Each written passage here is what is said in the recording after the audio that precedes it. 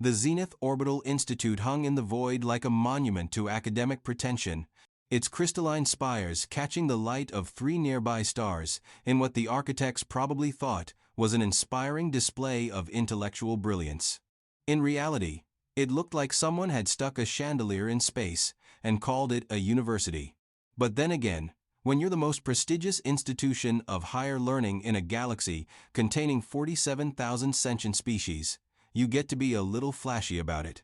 For the past 3,000 years, ZOI had been churning out the galaxy's elite, diplomats who could negotiate trade agreements without starting wars, scientists who could split atoms without splitting their colleagues' opinions, and engineers who designed ships that only occasionally exploded. The student body represented the cream of galactic civilization. Species who had evolved on worlds where the most dangerous predator was something that might give you a mildly uncomfortable rash if you weren't careful. There were the glimmering folks from Pacifica IX, whose home world's biggest threat was deciding which of 7 edible fruits to have for breakfast. The Vryn Collective hailed from a high-gravity moon where the atmosphere was so thick that falling from any height felt like landing on a cushion made of other, smaller cushions. Even the reptilian Kreshnar, who liked to brag about their warrior heritage, came from a planet where warfare meant strongly worded disagreements over territory that inevitably ended with both parties going home for dinner. Then humanity submitted their application for membership. The Galactic Assessment Board had spent 6 months analyzing Earth, and their report made for absolutely fascinating reading, assuming your definition of fascinating included phrases like apocalyptic weather events, megapredator ecosystem, and plate tectonics that actively try to murder the inhabitants. Earth scored a 9.8 out of 10 on the Thex'ilor Deathworld Index, losing 0.2 of a point solely because it didn't have acid rain.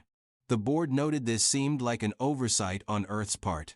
The planet featured weather systems that could flatten cities, oceans that could swallow islands, and a sun that would literally give you cancer if you stood under it too long. Humans had evolved alongside creatures that could crush them, eat them, poison them, or in particularly creative cases all 3 simultaneously. Their own bodies attacked them with something called allergies, where the immune system occasionally decided that peanuts were the enemy and tried to kill its host in response. Naturally, the admissions committee rejected humanity's application. Then humanity invented faster-than-light travel in 18 months, using what they described as spite and caffeine. And suddenly the committee discovered a newfound appreciation for human potential.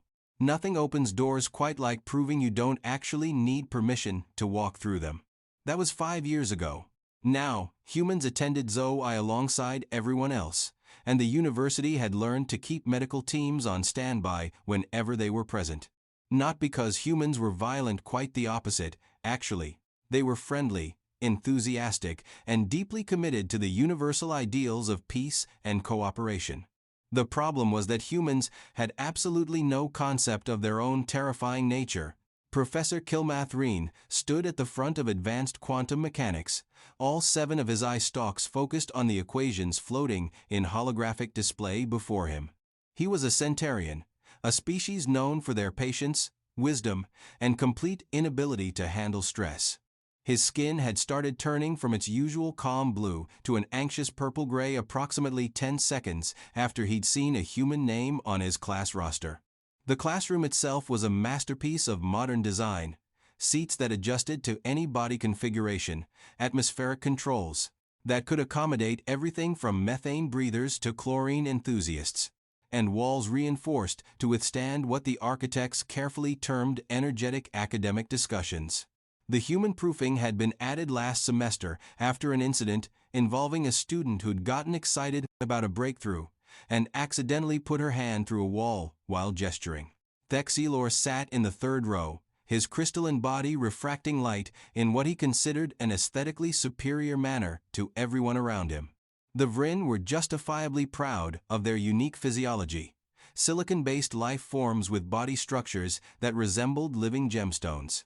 They were beautiful, durable, and had evolved on a world where the worst thing that could happen to you was falling into a mineral deposit and taking 3 or 4 hours to extract yourself. This particular Vryn came from the 5th noble house, a bloodline that had produced senators, scientists, and at least one individual who'd written a very dry autobiography about administrative reform. Thex'ilor wore his privilege like his ancestors wore their awards, prominently and with the assumption that everyone should be impressed. His academic record sparkled almost as much as his physical form, top marks in theoretical physics, advanced mathematics, and condescending to perceived inferiors 101. He found humanity's presence at ZOI personally offensive. These creatures from their little death world had simply bullied their way into galactic society through technological advancement, which Thex'ilor considered deeply unfair. His people had spent thousands of years refining their culture, developing sophisticated art forms, and perfecting the subtle art of looking down on others. Humans had shown up with duct tape, audacity, and working warp drives, then had the nerve to act like they belonged. The quantum field variations, Professor Kilmathreen was saying, 3 of his eye stalks, now monitoring the door, demonstrate a peculiar relationship with gravitational constants that defies our previous understanding of the door opened. Every alien head turned. 43 students collectively held whatever they used for breath. Professor Kilmathreen's skin shifted decisively into stressed purple. The human walked in. To call her entrance casual would be like calling a supernova somewhat bright. She moved with the kind of unconscious grace that evolution gifted to apex predators, the ones who'd spent millions of years at the top of the food chain and had the confidence to prove it. Her legs covered distance with an efficiency that spoke of persistence hunting across open plains. Her arms swung with the loose readiness of a creature whose ancestors had thrown rocks hard enough to kill from a distance. But it was her face that really sold the nightmare. 2 forward-facing eyes, the universal marker of a predator, scanned the room with the kind of casual assessment that prey species recognized on an instinctual level. Her teeth, briefly visible when she smiled at a classmate, included prominent canines designed for tearing meat. The biological threat assessment subroutines that most species didn't even know they had started screaming warnings that roughly translated to "that thing hunts things like you." She wore what humans considered normal attire, some kind of synthetic weave pants, a shirt with incomprehensible writing on it, and footwear that could apparently transition from casual comfort to pursuit sprint without warning. Her hair was pulled back in a style that said, "I can't be bothered with this right now," which was somehow more terrifying than if she'd dressed for intimidation. "Sorry I'm late, Professor," she said, her voice carrying that slightly apologetic tone that humans used when they'd done something mildly inconvenient. "The transit pod thought I was cargo and tried to route me to the storage bay again." This was actually a common problem. Human bone density and muscle mass made them substantially heavier than species of equivalent size, and automated systems kept trying to classify them as freight. The university had filed 47 complaints with the Transit Authority, who'd responded that perhaps humans could simply weigh less, which was not technically a solution. "Quite all right, Miss Karter," Professor Kilmathreen said, his voice slightly strangled. His eye stalks tracked her movement to an empty seat with the attention of someone watching a live explosive. "Please, sit wherever you'd like, preferably somewhere structurally reinforced." Zara Karter, she preferred Z.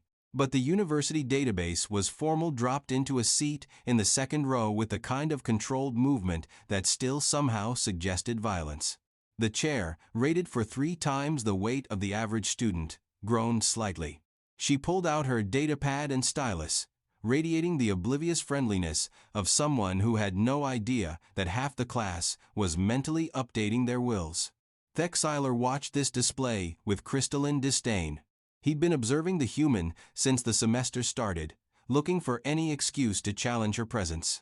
The fact that she consistently scored at the top of every assessment only made it worse. It was offensive enough that humans had invaded civilized space, but for one to be actually intelligent added insult to injury. "As I was saying," the professor continued, voice wavering, "the quantum field variations present unique challenges to our understanding. Miss Karter, since you're just joining us, perhaps you could explain the core paradox we're examining." Z looked up from her notes, and Thex'ilor saw several students in her immediate vicinity subtly lean away. "Sure," she said, with that characteristic human enthusiasm that everyone else interpreted as bloodlust. We're looking at the disconnect between quantum behavior at the particle level and macro-scale gravitational effects, specifically why the math works in simulation but falls apart when we try to apply it to actual stellar phenomena. The prevailing theory suggests we're missing a mediating force, but nobody's been able to identify what that force might be or why it only becomes apparent at stellar scales. She delivered this explanation with the casual competence of someone discussing the weather, completely unaware that 3 students in the back row were seriously considering dropping the class just to avoid being in the same room as her. Precisely correct, Professor Kilmathrine said, 2 eye stalks now watching Thex'ilor, who had begun to glow slightly brighter, the Vrin equivalent of getting angry. The mathematical models suggest actually. Thex'ilor interrupted, his voice carrying the particular harmonics that Vren used when they wanted everyone to know they were smarter than you. I find it interesting that we're accepting answers from species who only discovered quantum mechanics a few centuries ago. My people were exploring these concepts when humans were still hitting rocks with other rocks. The classroom went silent. Even Professor Kilmathrine's eye stalk stopped moving. Z turned to look at Thex'ilor, her face arranged in an expression of polite interest that made everyone else press themselves deeper into their seats. That's actually really cool, she said, because humans genuinely thought academic heritage was interesting rather than recognizing a direct insult. What conclusions did your people reach about the mediating force problem? Thex'ilor's crystalline structure pulsed with irritation. She was supposed to be offended, not curious. We concluded that some species simply lack the cognitive sophistication to grasp certain concepts. Perhaps we should focus on topics more appropriate to the full range of intellectual capabilities present. Thex'ilor, Professor Kilmathrine said, his skin now achieving colors that probably didn't have names. That is entirely inappropriate. I'm just saying. Thex'ilor continued, warming to his theme, that standards have clearly declined if we're admitting students from planets where survival depends more on physical attributes than mental ones. Anyone can evolve muscles and aggression. Actual intelligence requires proper environmental pressure. A student in the front row, a glimmering folk named Yistin, who'd befriended Z during orientation, made a sound like wind chimes in a panic. Maybe we should take a break, they suggested hopefully. A long break. Perhaps a semester-long break. Z's expression hadn't changed, but something about her posture shifted in a way that species with proper threat assessment systems recognized as very, very bad. Are you saying, I don't belong here? She asked, her tone still friendly, still curious, which was somehow worse than if she'd gotten angry. I'm saying, Thex'ilor said, standing up to his full height, which was still several inches shorter than Z sitting down. But he apparently hadn't done that math, that your presence is a courtesy extended to a young species, not recognition of actual capability. You're a physical specimen, not an intellectual one. Thex'ilor. Professor Kilmathrine's voice cracked across all available frequencies. Sit down immediately. But Thex'ilor was on a roll now, his noble pride and prejudice combining into something remarkably stupid. In fact, I'd wager that in any objective measure of capability, the human would prove inferior. Her grades are probably inflated out of political courtesy. I doubt she could win a fair competition of any sort. Z stood up. The movement was fluid, controlled, and made approximately 15 students seriously consider the benefits of changing their major to something that didn't involve sharing space with humans. She was smiling, which was probably meant to be reassuring, but showed entirely too many teeth designed for purposes that didn't include eating salad. What kind of competition? She asked. No, Professor Kilmathrine said. No, absolutely not. Sit down, Miss Carter. Thex'ilor, you will apologize immediately, and a simple physical test, Thex'ilor said, his pride having apparently murdered his sense of self-preservation in cold blood. Nothing dangerous, arm wrestling.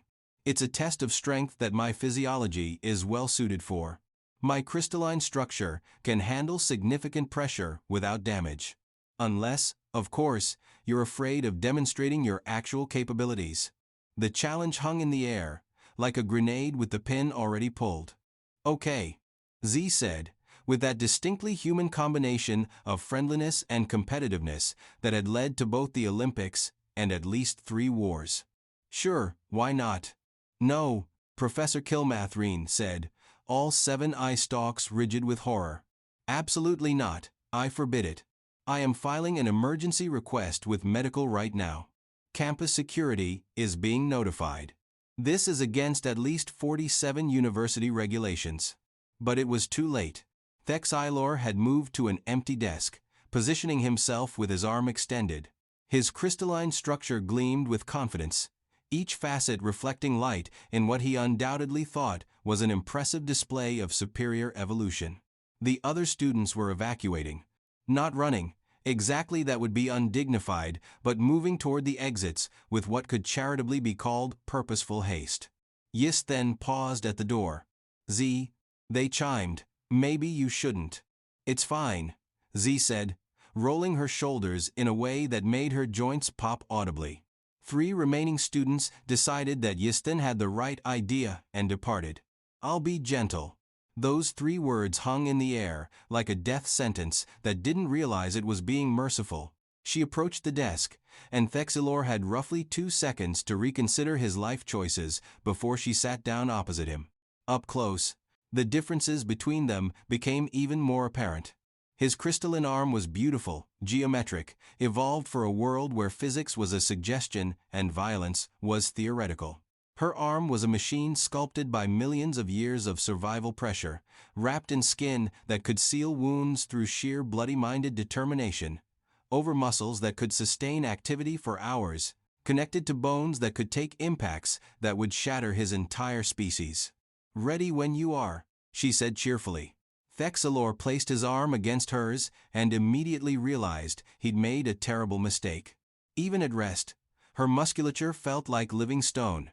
Her skin was warm humans, ran hotter than most species, a side effect of their overclocked metabolism, and beneath it, he could feel the subtle movement of tendons over bone that had been forged in the fires of Deathworld evolution. Too late to back out now. His pride wouldn't allow it. Also, 3 of his classmates had started recording. On 3, Professor Kilmathreen said weakly from behind his desk, where he'd taken cover. 1, 2, medical team, I need you on standby with crystalline reconstruction equipment. 3, Thex'ilor pushed with everything he had. His crystalline structure was optimized for this. Pressure dispersed through geometric matrices that distributed force across his entire lattice. He could handle several thousand pounds of pressure per square inch without breaking. He was going to prove that physical evolution was inferior to proper structural optimization. He was going to demonstrate that Z applied what she thought was gentle pressure. The sound was exactly like someone stepping on very expensive glass. Thex'ilor's arm didn't just break. That would have been too simple. The crystalline structure that had evolved to distribute force across multiple surfaces met an application of pressure it had absolutely no evolutionary context for. The geometric matrices that normally spread impact load encountered a focused, sustained force that simply did not stop. The fracture started at the point of contact, a hairline crack that appeared in the space between heartbeats, then physics, biology, and Thex'ilor's terrible decision-making skills combined to spectacular effect. The crack propagated along natural fault lines in his crystal matrix, branching and spreading like lightning through glass. His wrist joint, a complex arrangement of interlocking geometric structures, simply gave up and shattered into 17 distinct pieces. The sound that came from Thex'ilor was not a scream. The Vrin didn't have vocal cords as such. It was more like the noise you'd get if you recorded breaking glass and played it backward through a synthesizer programmed by someone having a nervous breakdown. Z's eyes went wide. She released immediately, hands up in the universal gesture of, I didn't mean to do that. Oh crap, she said, with genuine horror. I barely squeezed. This was technically true. Analysis of the security footage would later show she'd applied approximately 8% of her maximum grip strength for roughly 0.7 seconds. The university's human physiology consultant would later note that this was roughly equivalent to her picking up a coffee cup carefully so as not to crush it. Thex'ilor's arm was now bent at 3 angles that geometry said were illegal. Crystalline fragments scattered across the desk like very expensive confetti. His prismatic blood, a silicon-based compound that looked like liquid opal, was leaking from multiple fracture points. His entire body had gone dim, the Vrin equivalent of shock. "Medical emergency, classroom 7, Professor Kilmathrine was saying into his comm, his voice having achieved a pitch previously unknown to science. Multiple fractures, complete joint destruction, possible systemic lattice compromise. Yes, it was a human. Yes, again. No, she wasn't even trying. Just send everyone." The medical team arrived in 45 seconds, which was impressive considering they'd been on the other side of campus. Then again, the university had invested in rapid response systems after the third human-related incident. They swarmed around Thex'ilor with practiced efficiency, deploying containment fields to prevent further fragmentation, injecting stabilizing compounds into his crystalline structure, and loading him onto a specialized medical transport that could handle silicon-based life forms. "I'm so sorry," Z was saying, hovering nearby in a way that made the medical team nervous. "I didn't think I knew you guys were different, but I thought." "Please step back, Miss Carter," the lead medic said, not unkindly. They were a centurion like the professor, and their skin had gone the color of resigned acceptance. "We need to get him to surgery immediately. His structure is destabilizing." "Is he going to be okay?" Z asked, and she genuinely sounded concerned. "Probably," the medic said, guiding the transport toward the door. "We've gotten quite good at treating human-related injuries. This is the 7th incident this semester." They whisked Thex'ilor away, his dim form still making that terrible glass-breaking sound. The remaining students, all 5 of them, stared at Z, with expressions ranging from horrified to "I told you so." Professor Kilmathrine emerged from behind his desk, his skin cycling through colors that probably indicated he was updating his resume. "Miss Carter," he said carefully, "please remain after class. We need to file an incident report." Again, the story of what happened spread through campus faster than light, which was saying something at a university that had cracked FTL travel. By the time Z made it to her next class, everyone knew. The footage had gone viral across the student network, watched and re-watched with the kind of horrified fascination usually reserved for natural disasters. The comments were predictable. "Why would you challenge a human to physical anything? This is what happens when you skip orientation. Play stupid games. Win stupid prizes and a 3-month hospital stay. That's the most gentle she could be, and she still destroyed him. I'm transferring." In the medical bay, Thex'ilor lay in a reconstruction chamber, his body wrapped in stabilizing fields, while surgical drones carefully pieced his shattered lattice structure back together. The surgery would take 6 hours and require the importation of specialized crystalline compounds from his homeworld. The doctors estimated he'd need another 8 weeks of regeneration time, followed by extensive physical therapy. His parents had already been notified. His father, a senator in the 4th Assembly, was apparently demanding an investigation into campus safety and the immediate expulsion of all humans. His mother, more pragmatically, had asked if her son had done something phenomenally stupid. The answer was yes. The dean's office had pulled the security footage 3 times, analyzing it from every angle. The conclusion was unavoidable. Miss Carter had accepted a challenge issued by another student, applied minimal force, and caused damage completely unintentionally.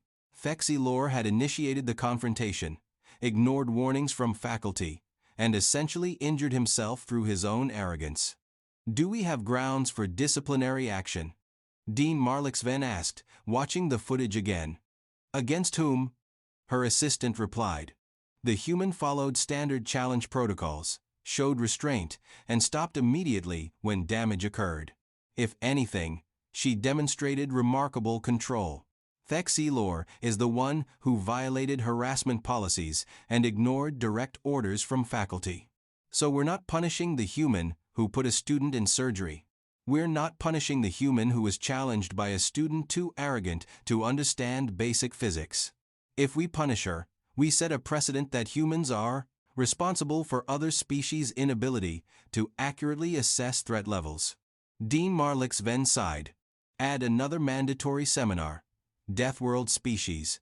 Do not engage physically. Make it required for all incoming students. And send a memo to faculty. Any student who challenges a human to physical competition will be considered to have accepted full responsibility for consequences. 3 weeks later, Thex'ilor returned to class. His arm had been reconstructed with reinforced crystalline matrices that were stronger than his original structure, but left visible fault lines that would never fully disappear. He walked with a slight irregularity in his gait, a permanent reminder that pride and physics made poor companions. The classroom went silent when he entered. Z looked up from her notes, her face brightening. Hey, you're back. How are you feeling? Thex'ilor's crystalline structure pulsed with what might have been fear. Fine, he said quietly, moving to a seat in the back row. I brought you something, Z said, pulling out a package. It's a traditional human, sorry I broke you gift basket. There's chocolate, which I guess you can't eat, and a book on comparative evolutionary biology, and one of those stress balls. But I tested it first, and it exploded, so maybe don't squeeze it too hard. And, thank you, Thex'ilor said quickly, taking the basket and retreating to his seat with all possible speed. Professor Kilmathrine began the lecture, his skin a cautious neutral blue. The university had implemented new seating arrangements. Humans had to maintain a minimum 3-meter distance from any species classified as structurally fragile. Signs had been posted throughout campus. Please do not challenge humans to physical contests. The insurance premiums had gone up again. Z took notes enthusiastically, occasionally asking questions that demonstrated her complete understanding of quantum mechanics and her complete ignorance of her own terrifying nature. Thex'ilor sat in the back, quiet for once, his reconstructed arm a permanent monument to the galaxy's most important lesson about humanity. They weren't trying to be scary. They weren't trying to be superior. They'd just evolved on a planet that was actively trying to kill them for millions of years, and they'd won that fight so thoroughly that they'd forgotten what it meant to be prey. The galaxy was learning, slowly and painfully, that humans were the friendliest apex predators you'd ever meet right up until the moment you made them prove it. And once you made them prove it, the only thing you could really hope for was that they'd feel bad about it afterward and bring you a gift basket. Thex'ilor looked at his arm, at the visible fault lines that would mark him for life, and then at the human who'd put them there while barely trying. She was currently explaining something to Yisthen, gesturing with those terrifying hands, completely oblivious to the fact that half the class was still afraid of her. The incident had been named the crystalline fracture event in official reports and had spawned an entire new branch of university policy. There were seminars now, mandatory orientations, warning signs, and a dedicated medical team trained specifically in treating injuries caused by human interaction. And through it all, humans remained confused about why everyone treated them like natural disasters that had learned to smile and say please. Thex'ilor opened his gift basket carefully, mindful of his reconstructed arm. Inside, among the items Z had listed, was a note written in surprisingly neat handwriting. Sorry again about your arm. Let me know if you need help with any assignments while you're catching up. Also, I promise I'll be more careful. I forget sometimes that not everyone is built like us. Friends? He looked at that note for a long moment, at the casual offer of friendship from a creature that had nearly killed him by accident, and realized something. The rest of the galaxy was still learning. Humans weren't the problem. Human capacity for violence wasn't the problem. The problem was that humans genuinely, honestly, truly wanted to be friends, and had absolutely no concept of how terrifying that proposition was for everyone else. In the end, Thex'ilor learned his lesson. He never challenged another human, helped establish the Human Interaction Safety Committee, and graduated with honors. The scar on his arm became something of a conversation piece, a physical reminder that in the vast and varied galaxy, some species had earned their place at the top of the food chain, and the wisest thing you could do was acknowledge that fact before testing it empirically. As for Zara Karter, she continued to excel in her studies, made friends across multiple species, and remained blissfully unaware that she was the subject of multiple safety briefings, 3 revised university policies, and at least 1 species-wide internal memo that roughly translated to "Do not provoke the Deathworlders." The galaxy had room for everyone, it turned out. You just needed to learn which ones you shouldn't arm wrestle.